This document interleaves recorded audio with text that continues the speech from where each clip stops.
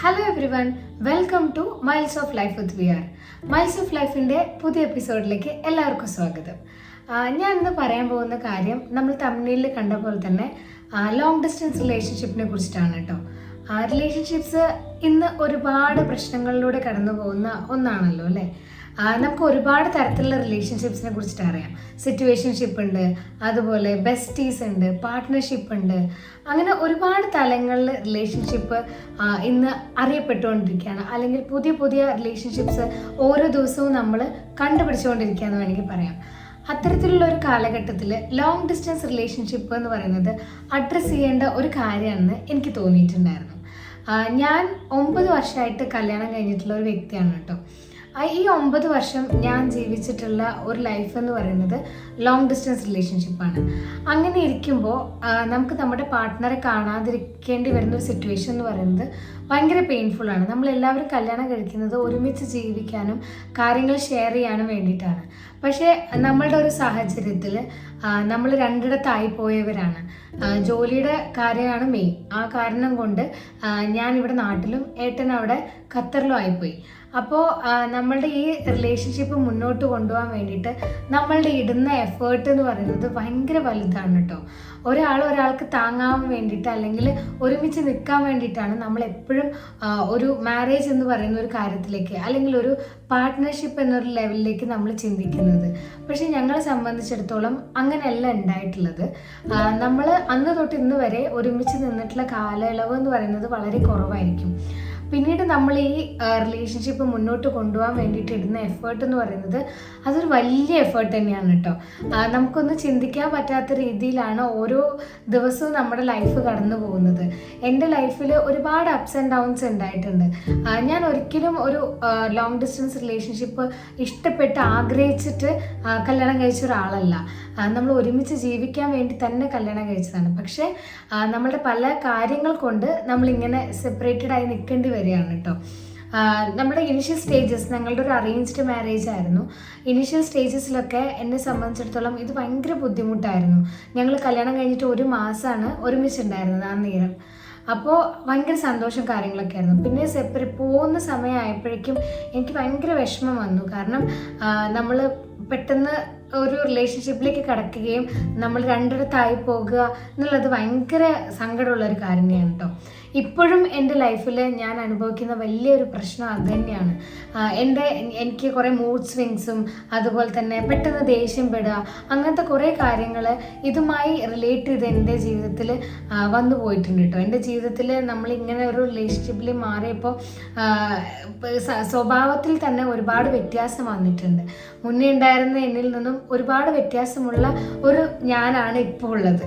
അപ്പോൾ അതൊക്കെ കാരണം ഞാൻ എപ്പോഴും ഒരു കാര്യം വരുമ്പോൾ ഭയങ്കര ഓവർ റിയാക്ട് ചെയ്യുക, അങ്ങനത്തെ കുറേ സിറ്റുവേഷൻസ് ഉണ്ടായിട്ടുണ്ട്. പിന്നെ എനിക്ക് കാര്യങ്ങളൊന്നും ഹാൻഡിൽ ചെയ്യാൻ പറ്റാതെ വരിക, അങ്ങനെയൊക്കെ ഉണ്ടായിട്ടുണ്ട് കേട്ടോ.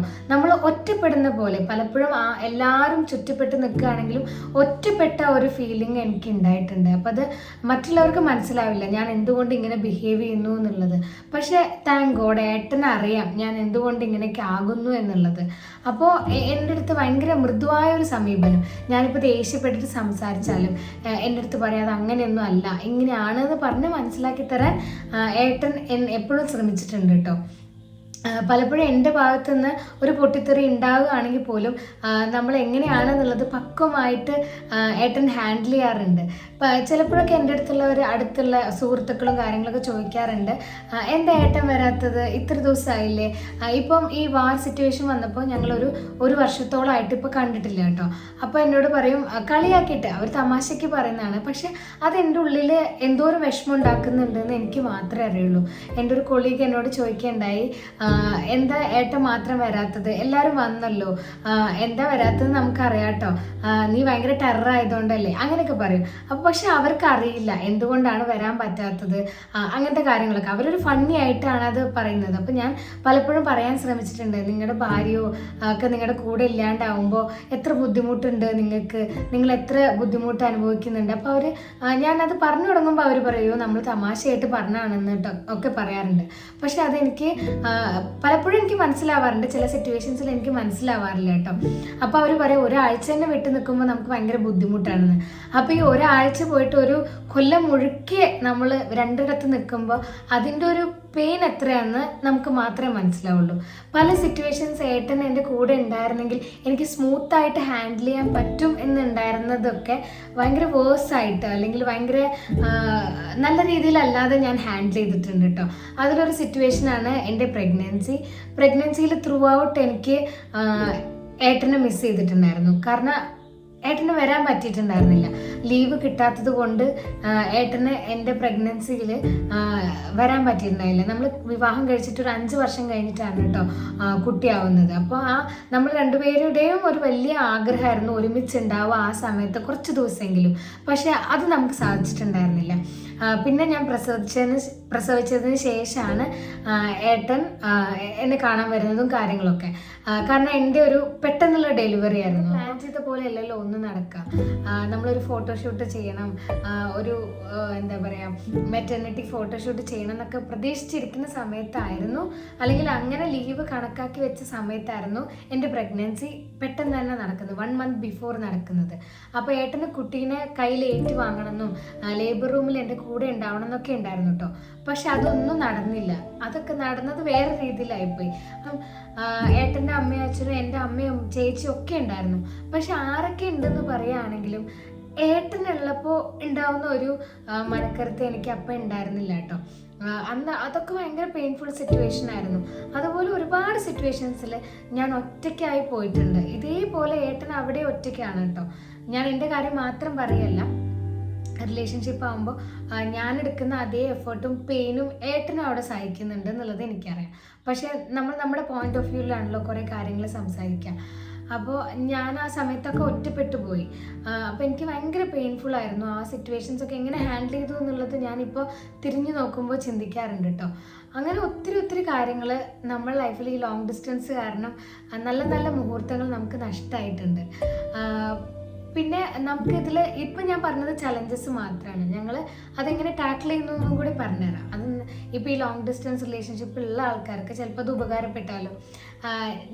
എനിക്ക് ഏട്ടനെ ഭയങ്കരമായിട്ട് മിസ് ചെയ്യുന്ന സമയത്ത് ഞാൻ കണ്ടുപിടിച്ചിട്ടുള്ള ഒരു ഫണ്ണി ആയിട്ടുള്ളൊരു കാര്യം പറയട്ടെ. അതെന്താണെന്ന് വെച്ചിട്ടുണ്ടെങ്കിൽ നമ്മൾ കമ്പ്യൂട്ടറിൽ നമുക്ക് എനി ഡെസ്ക് എന്ന് പറഞ്ഞിട്ടുള്ള ഒരു സംഭവം ഉണ്ട് കേട്ടോ. അപ്പോൾ ഞാൻ എനി ഡെസ്ക് ഓൺ ആക്കും, എൻ്റെ ഏട്ടനോട് പറയും ഒന്ന് അവിടെ നിന്ന് ജോയിൻ ചെയ്യൂ എന്ന് പറയും. അങ്ങനെ എനിക്ക് ആ ഫീലും ആ ടച്ചൊക്കെ അനുഭവിക്കണം തോന്നുമ്പോൾ ഞാനത് ചെയ്യാറുണ്ട്. അപ്പം ഞങ്ങൾ രണ്ടുപേരും കൂടിയിട്ട് മൗസ് അല്ലെങ്കിൽ ഇങ്ങനെ മൗസ് ഇങ്ങനെ നീക്കുന്നതനുസരിച്ച് ഏട്ടൻ അവിടെ ഞാൻ ഇവിടെ ഇങ്ങനെ നീക്കും. അപ്പോൾ ആ കഴ്സർ പോകുന്നതിനനുസരിച്ച് ഏട്ടൻ ഇങ്ങനെ എന്നെ സ്പർശിക്കുന്ന പോലെ അല്ലെങ്കിൽ എൻ്റെ അടുത്തിരിക്കുന്ന പോലെ എനിക്കപ്പോൾ തോന്നാറുണ്ട് കേട്ടോ. ആ മൗസ് നീങ്ങുന്നതനുസരിച്ച് ഏട്ടനും അവിടെ മൗസ് നീക്കും. അപ്പോൾ എനിക്ക് തോന്നും എന്നെ ടച്ച് ചെയ്യാമെന്ന് എനിക്ക് തോന്നും. അങ്ങനത്തെ കുറേ കാര്യങ്ങൾ, കുറേ ഫണ്ണി ആയിട്ടുള്ള കാര്യങ്ങൾ ഞങ്ങൾ ചെയ്യാറുണ്ട്. അതുപോലെ നമുക്ക് ഈ ചലഞ്ചസ് ഒക്കെ മറികടക്കാൻ വേണ്ടിയിട്ട് വേറെ ചെയ്യാൻ പറ്റുന്ന ഒരു കാര്യം എന്ന് വെച്ചിട്ടുണ്ടെങ്കിൽ പ്രോപ്പർ കമ്മ്യൂണിക്കേഷനാണ്. നമ്മൾ എന്നും കമ്മ്യൂണിക്കേറ്റ് ചെയ്യും. കമ്മ്യൂണിക്കേഷൻ ഇതിലൊരു വലിയ പങ്ക് തന്നെയുണ്ട് കേട്ടോ. നമ്മൾ ഒരുപാട് നേരം കമ്മ്യൂണിക്കേറ്റ് ചെയ്യും, വീഡിയോ കോളായിട്ടും അല്ലാതെയൊക്കെ നമ്മൾ വിളിക്കാറുണ്ട്. അങ്ങനെയൊക്കെയാണ് നമ്മൾ കാര്യങ്ങൾ അങ്ങോട്ടും ഇങ്ങോട്ടും ഷെയർ ചെയ്യാറുള്ളത്. പിന്നെ ഞങ്ങൾ ഔട്ട്ഫിറ്റ് ഒരുപോലെ മാച്ച് ചെയ്തിടാറുണ്ട്. പിന്നെ ഒരുമിച്ച് നമ്മൾ കുക്ക് ചെയ്യാറുണ്ട്. പിന്നെ അതേപോലെ തന്നെ ഞങ്ങൾ കത്ത് എഴുതാറുണ്ട് കേട്ടോ. കത്ത് എഴുതാന്ന് വെച്ചിട്ടുണ്ടെങ്കിൽ നമ്മളുടെ ഒരുപാട് കാര്യങ്ങൾ വെച്ചിട്ട് ഒരു വലിയ കത്താണ് ഞങ്ങൾ എഴുതാറുള്ളത്. അപ്പോൾ നമുക്ക് ഇടയ്ക്കിടയ്ക്ക് അത് നോക്കാം, ഇടയ്ക്കിടയ്ക്ക് ഞങ്ങളത് വായിച്ച് നോക്കാറുണ്ട്. അങ്ങനെയൊക്കെ ഞങ്ങൾ സന്തോഷം കണ്ടെത്താറുണ്ട്. അപ്പം ഞങ്ങളുടേതായിട്ടുള്ള ഒരുപാട് മെത്തേഡ്സിലൂടെയാണ് കേട്ടോ മുന്നോട്ട് പോയിക്കൊണ്ടിരിക്കുന്നത്. കേൾക്കുന്നവർക്ക് ഇതെന്താ പറയുന്നത് എന്ന് ചിലപ്പോൾ മനസ്സിലാവുണ്ടാവില്ല. പക്ഷെ നമ്മൾ ഒരിക്കലും രണ്ടിടത്ത് നിന്ന് ജീവിക്കാൻ വേണ്ടിയിട്ടല്ലല്ലോ നമ്മൾ കല്യാണം കഴിക്കുന്നത്. പക്ഷെ നമ്മളെ സാഹചര്യങ്ങളാണ് നമ്മളതിനെ രണ്ടിടത്താക്കുന്നത് കേട്ടോ. മദർഹുഡിലേക്ക് കടന്നപ്പോൾ ഞാൻ ഒരുപാട് സ്ട്രഗിൾ ചെയ്യുന്നുണ്ട് കേട്ടോ. അത് പറയാതിരിക്കാൻ പറ്റില്ല. അവിടെ ഏട്ടനാണെങ്കിലും കുട്ടീൻ്റെ കാര്യങ്ങൾ ഓരോരോ സ്റ്റെപ്പിംഗ് സ്റ്റോൺസ് ഒന്നും കാണാൻ പറ്റില്ലല്ലോ. അങ്ങനെ ആളും സ്ട്രഗിൾ ചെയ്യുന്നുണ്ട്. ഞാൻ അതിലേറെ ഇവിടെ അവനെ നോക്കണം, അല്ലെങ്കിൽ വീട്ടിലെ കാര്യങ്ങൾ ഹാൻഡിൽ ചെയ്യണം. അതൊക്കെ കൂടെ ആകുമ്പോൾ എനിക്ക് ഭയങ്കര ഫ്രസ്ട്രേഷൻ ആവാറുണ്ട്. പലപ്പോഴും ഞാൻ ഇമോഷണലി ഇങ്ങനെ ഡിപ്രസ്ഡ് ആയിട്ടുള്ള ഒരുപാട് സിറ്റുവേഷൻസ് എനിക്ക് ഉണ്ടായിട്ടുണ്ട് കേട്ടോ.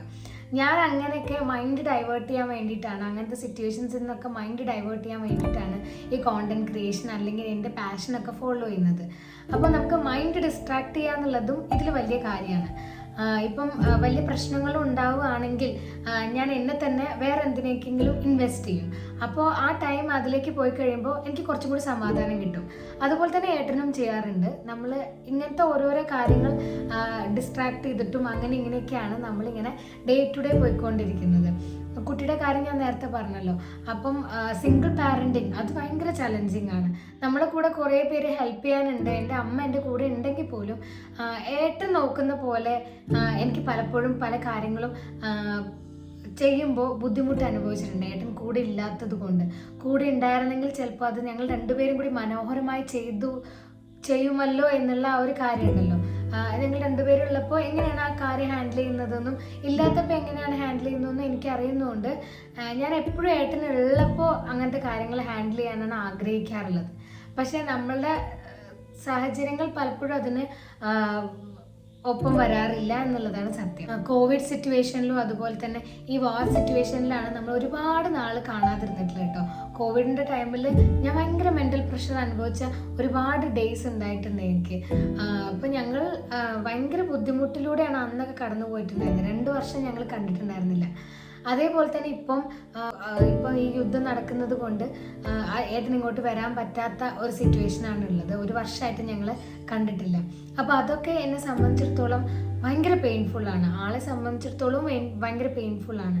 ഈ ലോങ് ഡിസ്റ്റൻസിൽ നിന്നുകൊണ്ട് ജീവിക്കുക അല്ലെങ്കിൽ പ്രണയിക്കുക എന്ന് പറയുന്നത് ഭയങ്കര ബുദ്ധിമുട്ടുള്ളൊരു കാര്യമാണ്. അത് നമ്മൾ ഗോ ത്രൂ ചെയ്യുമ്പോൾ മാത്രമേ നമുക്ക് മനസ്സിലാവുള്ളൂ. ഞാൻ നേരത്തെ പറഞ്ഞ പോലെ ഞങ്ങളുടെ ഉള്ളിലുള്ള പ്രണയം ഞങ്ങൾ കൈമാറുന്നത് ചിലപ്പോൾ എനി ഡെസ്ക് വഴിയൊക്കെ ആയിരിക്കും. അത് നിങ്ങൾക്ക് കേൾക്കുമ്പോൾ സ്ട്രേഞ്ച് ആയി തോന്നാം. പക്ഷേ നമ്മൾ നമ്മുടെ ലൈഫ് മുന്നോട്ട് കൊണ്ടുപോകാൻ കണ്ടുപിടിക്കുന്ന ഓരോ വഴികളാണ് അതൊക്കെ കേട്ടോ. ഇത്രയും ഞാൻ പറഞ്ഞപ്പോൾ പോലും എനിക്ക് എൻ്റെ ഉള്ളിൽ ഭയങ്കര വിഷമമുണ്ട്. പക്ഷെ ഞാൻ ചിരിച്ച മുഖത്തോട് കൂടി തന്നെ പറയണം ഇത് എന്ന് വിചാരിച്ചിട്ടാണ് ഞങ്ങളുടെ മുന്നിൽ ഇത് പ്രസൻറ്റ് ചെയ്യുന്നത്. ഇതുപോലെ സമാനമായ സിറ്റുവേഷൻസിലൂടെ പോകുന്ന ആൾക്കാർക്ക് ഞങ്ങൾ ചെയ്യുന്ന ചില കാര്യങ്ങൾ ഹെൽപ്ഫുൾ ആയാലോ എന്ന് വിചാരിച്ചിട്ടാണ് കേട്ടോ ഞാൻ ഇത്രയും കാര്യങ്ങൾ ഷെയർ ചെയ്തിട്ടുണ്ടായിരുന്നത്. അതുപോലെ നമ്മളുടെ ഒരു ഡേ സ്റ്റാർട്ട് ചെയ്യുന്നത് എന്നും ഒരു ഗുഡ് മോർണിംഗ് മെസ്സേജിലൂടെയാണ്. ടൈം ലാഗ് ഉള്ളതുകൊണ്ട് എപ്പോഴും ഞാനാണ് ഗുഡ് മോർണിംഗ് മെസ്സേജ് ആദ്യം അയക്കുന്നത്. ഇപ്പോൾ ഞായറാഴ്ചയൊക്കെ ആണെങ്കിൽ ഏട്ടൻ ഇങ്ങോട്ട് അയക്കും കേട്ടോ. പെട്ടെന്ന് ഉണരുന്ന സമയമാകുമ്പോൾ എനിക്ക് ജോലിയില്ലല്ലോ, അതുകൊണ്ട് ഏട്ടൻ അന്നത്തെ ദിവസം എനിക്ക് ലീവ് ആയതുകൊണ്ട് മൂപ്പരായിരിക്കും ആദ്യം അയക്കുന്നത്. ഇപ്പം നമ്മൾ ഗുഡ് മോർണിംഗ് മെസ്സേജിന് ഒരു ടൈമുണ്ട് കണ്ടിട്ട് റിപ്ലൈ അയക്കാനായിട്ട്. ആ റിപ്ലൈ അയക്കുന്ന സമയത്ത് അയച്ചിട്ടില്ലെങ്കിൽ അന്നത്തെ ദിവസം നമ്മളുടെ ചാറ്റ് പോകുന്നത് എന്താണ് റിപ്ലൈ അയക്കാത്തത് എന്ന് ചോദിച്ചുകൊണ്ടായിരിക്കും കേട്ടോ. അങ്ങനെ നമ്മളുടെ ഇടയിൽ കുറേ നുറുങ്ങ് കാര്യങ്ങളുണ്ട് നമ്മളെ ഹോൾഡ് ചെയ്ത് വെക്കാൻ വേണ്ടിയിട്ട്. അങ്ങനത്തെ ഓരോരോ നുറുങ്ങ് കാര്യങ്ങളാണ് നമ്മുടെ ലൈഫ് ഇങ്ങനെ കളർഫുള്ളായി കൊണ്ടുപോകുന്നത് കേട്ടോ. അതുപോലെ തന്നെ എനിക്ക് എപ്പോഴും തോന്നിയിട്ടുണ്ട് അപ്പുറത്ത് നിൽക്കുന്ന ആളുടെ പേഷ്യൻസ് ആണ് നമ്മളുടെ ലൈഫിൽ മെയിൻ കാര്യമെന്ന്. ഞാൻ കുറച്ച് ഷോർട്ട് ടെമ്പേർഡാണ്, പക്ഷേ ഏട്ടൻ അങ്ങനെയല്ല. അതുകൊണ്ട് നമ്മളെ സ്വഭാവങ്ങൾ തമ്മിലുള്ള ഈ വ്യത്യാസവും നമ്മളെ ഒരുപാട് ഹെൽപ്പ് ചെയ്തിട്ടുണ്ട് കേട്ടോ. കാരണം രണ്ടുപേരും ഒരേ സ്വഭാവമുള്ള ആൾക്കാരാണെങ്കിൽ ടാക്കിൾ ചെയ്ത് പോകാൻ ഭയങ്കര ബുദ്ധിമുട്ടായിരിക്കും. പക്ഷെ നമ്മുടെ കേസിൽ എങ്ങനെയാ വെച്ചാൽ ഞാൻ കുറച്ച് ഷോർട്ട് ടെമ്പേർഡും ഏട്ടൻ കാര്യങ്ങളൊക്കെ മനസ്സിലാക്കി സംസാരിക്കുന്ന കൂട്ടത്തിലുമാണ്. അപ്പോൾ കുറേ അടികളും പ്രശ്നങ്ങളൊക്കെ ആ വഴിക്ക് ഡൈവേർട്ട് ചെയ്ത് പോകും. നമ്മൾ തമ്മിൽ ഒരുപാട് വഴക്കുണ്ടാവാറുണ്ട് കേട്ടോ. പക്ഷെ അതൊന്നും ഒരു ദിവസത്തിനപ്പുറം മുന്നോട്ട് കൊണ്ടുപോകാനായിട്ട് ഞങ്ങൾ നിർത്താറില്ല. അതിൻ്റെ മുന്നേ തന്നെ ഞങ്ങളത് സോൾവ് ചെയ്ത് പോവാറാണ് കേട്ടോ ഉള്ളത്. അങ്ങനെ കുഞ്ഞു കുഞ്ഞു കാര്യങ്ങൾ കൊണ്ടും അല്ലെങ്കിൽ നമ്മളുടെ ഓരോരോ ഫണ്ണി ആയിട്ടുള്ള ടോം ആൻഡ് ജെറി റിലേഷൻ നമ്മൾ എപ്പോഴും പറയാറുണ്ട്. അങ്ങനെയൊക്കെയാണ് നമ്മൾ സന്തോഷം കണ്ടെത്താറുള്ളത്. ഇപ്പം എന്നെ കളിയാക്കുമ്പോൾ ആദ്യമൊക്കെ എനിക്കത് കുറച്ച് ബുദ്ധിമുട്ടായിരുന്നു കേട്ടോ. പക്ഷെ പിന്നെ ഞാനത് എൻജോയ് ചെയ്ത് തുടങ്ങി. നമ്മൾ അങ്ങോട്ടും ഇങ്ങോട്ടും തമാശകൾ പറയുമ്പോഴാണ് നമുക്ക് കൂടുതൽ ഒരു എന്താ പറയുക ഒരു സന്തോഷം എനിക്ക് മനസ്സിലായി തുടങ്ങി. അങ്ങനെ നമ്മൾ ഓരോ കാര്യങ്ങളും മനസ്സിലാക്കി ഓരോ കാര്യങ്ങൾ അൺലേൺ ചെയ്തിട്ടാണ് ഇന്ന് ഈ കാണുന്ന രീതിയിൽ 9 വർഷം നമ്മൾ സക്സസ്ഫുൾ ആയിട്ട് ജീവിച്ചത് കേട്ടോ. ഞങ്ങൾ രണ്ടുപേരും രണ്ടിടത്താണെന്നുള്ള ഒരു വ്യത്യാസം അല്ലെങ്കിൽ ആ ഒരു സങ്കടം മാത്രമേ ഞങ്ങൾക്കുള്ളൂ. പക്ഷെ എങ്ങനെയാണോ ഇവിടെ ഒരു ഹസ്ബൻഡ് ആൻഡ് വൈഫ് ഒരുമിച്ച് നിൽക്കുന്നത് അതുപോലെ ലൈവായിട്ടാണ് നമ്മൾ ഇത്രയും കാലം മുന്നോട്ട് പോയിട്ടുണ്ടായിരുന്നത്. അപ്പോൾ ഇങ്ങനെയുള്ള ഡിസ്റ്റൻസ് റിലേഷൻഷിപ്പിലുള്ള ആൾക്കാർക്ക് ഞാൻ പറഞ്ഞിട്ടുള്ള ഈ കത്ത് എഴുതുന്നത് അല്ലെങ്കിൽ കമ്മ്യൂണിക്കേറ്റ് ചെയ്യുന്നത് ഞങ്ങളുടെ എനി ഡെസ്ക് പരിപാടി അതൊക്കെ ഒന്ന് ട്രൈ ചെയ്ത് നോക്കാവുന്ന തന്നെയാണ്. അങ്ങനെ ചെയ്യുമ്പോൾ നമുക്ക് കൂടുതൽ കാര്യങ്ങൾ അങ്ങോട്ടും ഇങ്ങോട്ടും ഷെയർ ചെയ്യാൻ പറ്റും.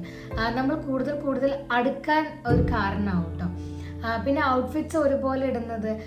പലപ്പോഴും ഞങ്ങൾ ഒരേ കളറൊക്കെ ഇടാനായിട്ട് നോക്കാറുണ്ട്. ഈ എപ്പോഴും അത് ചെയ്യാൻ പറ്റുന്നത് നമ്മളിപ്പോൾ വീക്കെൻഡ്സിലൊക്കെയാണ്. നമുക്കിപ്പോൾ ബ്ലാക്ക് ആൻഡ് ബ്ലാക്ക് ടീഷർട്ട്സ് ഇടുന്നത്, അല്ലെങ്കിൽ ഒരുമിച്ച് കുക്ക് ചെയ്യുന്നത്. എനിക്ക് കുറച്ചൊക്കെ കുക്ക് ചെയ്യാനറിയാം, ഏട്ടനും കുറച്ചൊക്കെ കുക്ക് ചെയ്യാനറിയാം. അപ്പം ഞങ്ങൾ ഒരുപോലെ ഒരേ ഡിഷ് ഉണ്ടാക്കും, ഒരുമിച്ച് കഴിക്കും. നമ്മൾ വീഡിയോ കോൾ വിളിച്ചിട്ട് ഒരുമിച്ച് കഴിക്കും. അതൊക്കെ ഞങ്ങൾ പങ്കുവെക്കുന്ന കുഞ്ഞു കുഞ്ഞു കാര്യങ്ങൾ. പിന്നെ ഞങ്ങൾ അന്താക്ഷരി കളിക്കും കേട്ടോ. ഒരുപാട് നേരം ഇരുന്ന് നമ്മൾ അന്താക്ഷരി കളിക്കും. നമ്മളിപ്പം രണ്ടുപേർക്കും പാട്ടൊക്കെ ഭയങ്കര ഇഷ്ടമാണ്. അപ്പോൾ അതിനെക്കുറിച്ച് സംസാരിക്കും. ഞങ്ങൾ അന്താക്ഷരി കളിച്ചിട്ട് ഒരുപാട്, ഇപ്പോൾ ചില ദിവസങ്ങളിൽ ഞങ്ങൾ സംസാരിക്കാനേ മറന്നു പോകും. നമുക്ക് അങ്ങനത്തെ മൂഡായിരിക്കും കേട്ടോ. ഞങ്ങൾ പാട്ട് പാടിയിട്ടായിരിക്കും ചില ദിവസങ്ങളിൽ സംസാരം മുന്നോട്ട് പോകുന്നത്. സംസാരിക്കാൻ ഇല്ലായിട്ടല്ല, പക്ഷെ നമുക്ക് അപ്പോൾ തോന്നുന്നത് പാട്ട് പാടാനായിരിക്കും. അപ്പോൾ ഞങ്ങൾ അന്താക്ഷരി കളിക്കാറുണ്ട്. ഫോണിൽ നമ്മൾ അന്താക്ഷരി കളിക്കാറുണ്ട്.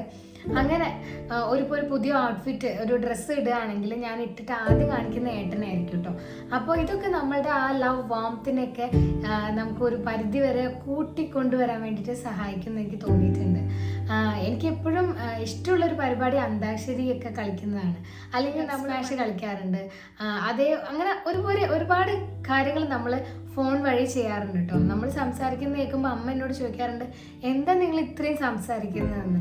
പക്ഷേ നമ്മുടെ റിലേഷൻഷിപ്പിൽ ഏറ്റവും വേണ്ട ഒരു കാര്യം അണ്ടർസ്റ്റാൻഡിങ്ങും അതുപോലെ തന്നെ കമ്മ്യൂണിക്കേഷൻ ആണെന്ന് എനിക്ക് എപ്പോഴും തോന്നാറുണ്ട് കേട്ടോ.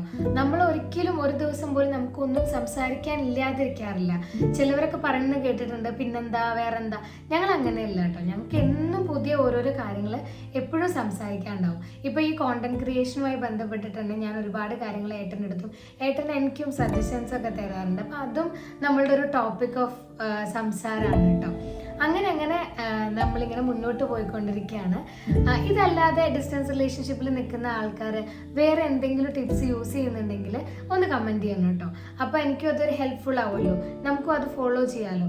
അപ്പോൾ നിങ്ങൾക്ക് എന്തെങ്കിലും സജഷൻസോ അല്ലെങ്കിൽ ഞാൻ പറഞ്ഞിട്ടുള്ളതിൽ എന്തെങ്കിലും കാര്യം നിങ്ങൾക്ക് ഉപകാരപ്പെട്ടിട്ടുണ്ടെങ്കിൽ ഒന്ന് കമൻറ്റ് ചെയ്യണം കേട്ടോ. നിങ്ങൾക്ക് അങ്ങനെ ഉപകാരപ്പെട്ടിട്ടുണ്ടെങ്കിൽ അതെനിക്ക് ഭയങ്കര സന്തോഷമുള്ള ഒരു കാര്യമാണ്. കാരണം നമ്മൾ അറിഞ്ഞോ അറിയാതെയോ ഒരാൾക്ക് എന്തെങ്കിലും തരത്തിൽ ഹെൽപ്പ് ആവുകയാണെങ്കിൽ അതെന്നെ സംബന്ധിച്ചിടത്തോളം വലിയ കാര്യം തന്നെയാണ്. അതുകൊണ്ടാണ് ഈ ലോങ് ഡിസ്റ്റൻസ് റിലേഷൻഷിപ്പിനെ കുറിച്ചിട്ട് ഞാനിവിടെ സംസാരിക്കാൻ വരന്നെ ഉണ്ടായത് കേട്ടോ. ലോങ് ഡിസ്റ്റൻസ് റിലേഷൻഷിപ്പ് ഒരിക്കലും ഞാൻ പ്രോത്സാഹിപ്പിക്കുന്നില്ല, പക്ഷെ സാഹചര്യങ്ങൾ അല്ലെങ്കിൽ നമ്മളുടെ ജീവിതം നമ്മളെ അങ്ങനെ കൊണ്ടെത്തിക്കുന്നതാണ്. പരമാവധി നമ്മൾ ഒരുമിച്ച് നിൽക്കുക എന്നുള്ളത് തന്നെയാണ് ഇതിനുള്ളൊരു പോയിന്റ്. ലോങ് ഡിസ്റ്റൻസ് റിലേഷൻഷിപ്പ് കൊണ്ടുപോകുന്ന ആൾക്കാർ ഒന്ന് കമൻറ്റ് ചെയ്യണം കേട്ടോ, ഞാൻ നേരത്തെ പറഞ്ഞ പോലെ.